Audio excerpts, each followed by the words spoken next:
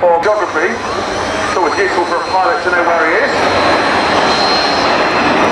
And now saying on the low side of the formation there is flying the big Dixon roll. So not only is he rolling to match the leader's angle of bank, he's pitching forward quite a lot, he's right back on the power, and he needs a lot of right rudder to maintain his formation position out on that left wingtip. He's better than the boss, which I think is pretty damaging for his career. So at about a 3.5 G bend, that completes Typhoon. Brilliant.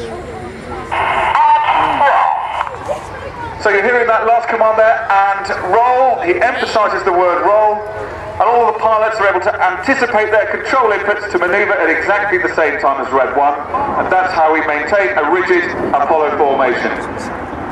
We're very patriotic on the red arrows. This is the Apollo twister, so it's a 3G bend here with some red, white and blue.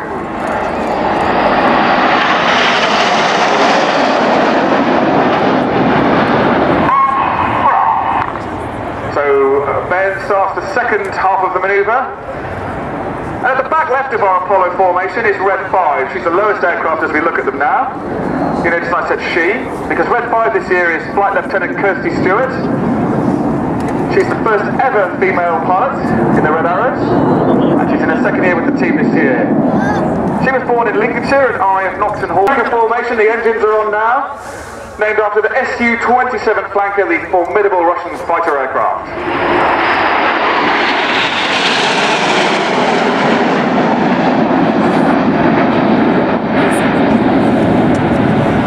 Now with the cloud base as it is today, Red 1 is flying the rolling display. That's our middle display, if you like.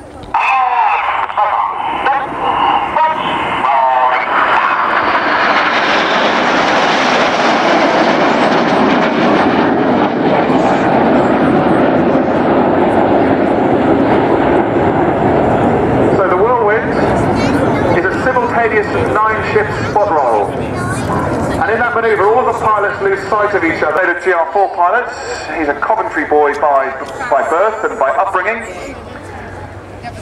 And by his own admission, a little bit of a geek. He has a degree in electronics and electrical engineering from the University of Nottingham Trent. At the moment, though, making a nice job of the Diamond Chicane.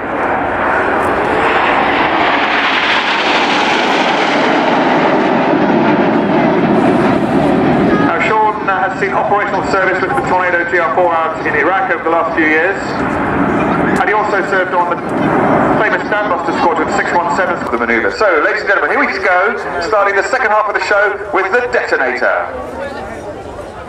Got like crunchy bits in it.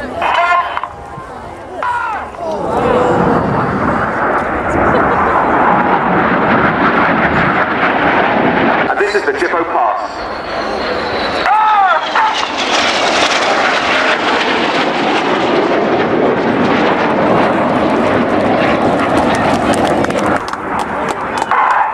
That's the call across right in front of us.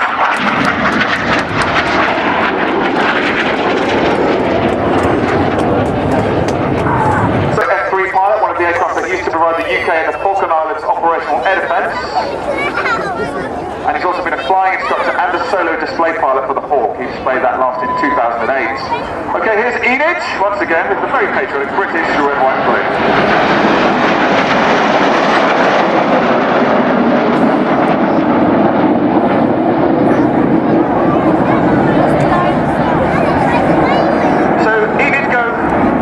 On the left, in a steep climb, 800 miles an hour closure.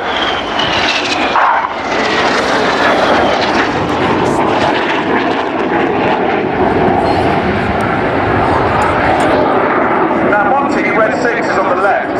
His job is to fly a predictable 6G turn here. Red 7, Planky, just switching to blue smoke on the left now, has the contract for avoidance. So he's not only flying close to the ground, but he's working particularly hard to ensure that his red smoke, when you look at it head on, makes the mathematical symbol for infinity. So we call this the infinity break.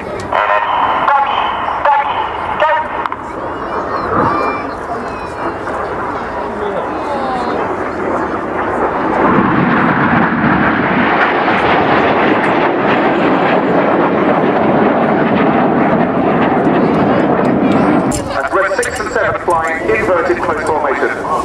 8 and 9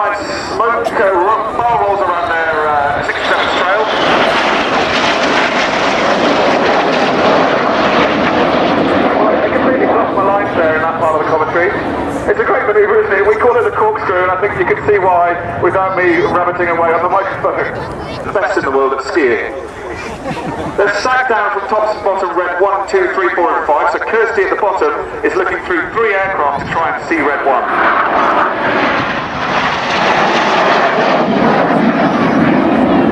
Now normally, the even-numbered aircraft fly on the right-hand side of the leader and the odds fly on the left.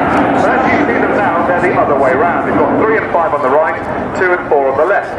And we need to swap them back to where they should be. So this is a clever part of this manoeuvre. Okay, and this is the real reason it's called the slalom. It's nothing to do with the skiing prowess of the British. And as they cross through slalom, they've got a total of 7 minutes of smoke. 5 of white, 1 each of red and blue. So in a 24-minute display, you can imagine we have to think quite carefully about when we can have the colours on and off. 8 and 9 rolling around 6 and 7. 6 and 7 spot roll. This is the amazing Jippo break.